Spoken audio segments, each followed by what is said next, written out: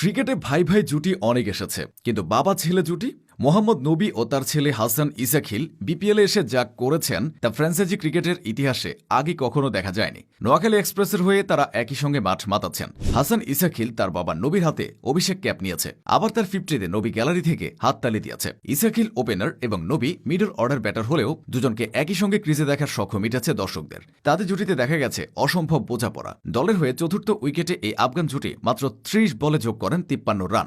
এর আগে আফগানিস্তানের ঘরোয়া লিগে একই দলের হয়ে খেলেছেন মোহাম্মদ নবী ও তার ছেলে হাসান ইসাখিল। বাবা ছেলের ব্যাপার সামনে আসলেই স্বজনপ্রীতির প্রশ্নটা ওঠা স্বাভাবিক। তবে হাসান ইসাখিল নেপোটিজমের মাধ্যমে এত দূর এসেছেন সেটা ভাবলে নিশ্চিত ভুল হবে। এত অল্প বয়সে তার ব্যাটিংয়ে যে পরিপক্কতা সেটা তার সামর্থ্যের প্রমাণ দেয়। 19 বছর বয়সী ইসাখিল একজন ডানহাতি ওপেনিং ব্যাটার। 2024 সালের অনূর্ধ্ব 19 বিশ্বকাপে আফগানিস্তানের প্রতিনিধিত্ব করেছেন তিনি। আন্তর্জাতিক ক্রিকেটে এখনও অভিষেক না হলেও বিপিএল এর মাধ্যমে প্রথমবারের মতো বিদেশি কোনো ফ্র্যাঞ্চাইজি লিগে খেলেছেন তিনি। টি-20 ক্রিকেটে এখন পর্যন্ত 30 ম্যাচে 734 রান করেছেন হাসান, গড় 27 এবং স্ট্রাইক রেট 124। প্রথম শ্রেণী ও লিস্ট এ ক্রিকেটেও তার পারফরমেন্স নজরকাড়া। আফগানিস্তান ক্রিকেটে মোহাম্মদ নবী কিংবদন্তি সমতুল্য। রশিদ খান সবচেয়ে বড় তারকা হলেও নবী তাদের ক্রিকেটের খুঁটি। মজার ব্যাপার হলো নিজের বাবাই ইসাখিলের আইডল। আইডল কে? এই প্রশ্নের জবাবে কোনো কিছু না ভেবেই তিনি বলে দেন আমার বাবা। মোহাম্মদ নবীকে কতজনই বা আইডল মানেন, সে জায়গায় তার ছেলে আইডল মানবে না তা কি হয়? তবে একটা জিনিস মানতে নারাজ নবীর বড় ছেলে ইসাখিল। তার ব্যাটিং দেখতে যতই বাবার ব্যাটিং এর মতো হোক না কেন,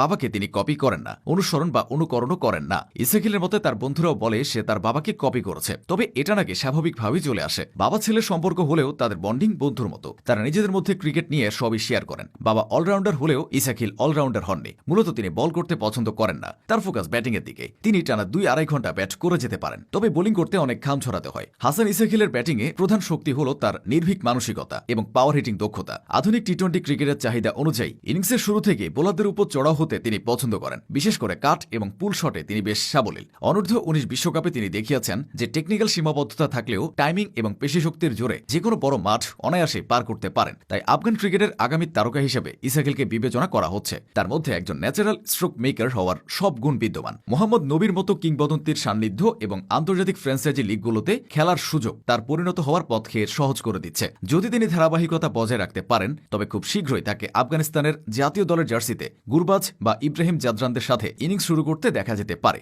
বাবার নামের ভার বহন করা চ্যালেঞ্জিং হলেও তিনি নিজের সামর্থ্য দিয়ে সেই পরিচয় ছাপিয়ে যাওয়ার সম্ভাবনা জাগিয়েছেন। ইসাখিলের বাবা নবী 40 বছর বয়সেও নিজেকে প্রাসঙ্গিক করে রেখেছেন। বয়স বাড়লেও পারফরমেন্সে তার প্রভাব কমেনি। সে কারণে বিশ্বজুড়ে ফ্র্যাঞ্চাইজি লিগগুলোতে এখনও তার চাহিদা রয়েছে। জাতীয় দলের টি-20 ফরম্যাটেও তিনি এখনও খেলে যাচ্ছেন। ভবিষ্যতে হয়তো বাবা ছেলেকে একসঙ্গে আফগানিস্তান দলে দেখা যাবে। নবীর স্বপ্ন ছিল ছেলের সঙ্গে বিশ্বকাপ খেলা। মিরাকল হলে সেটাও পূরণ হয়ে যেতে পারে।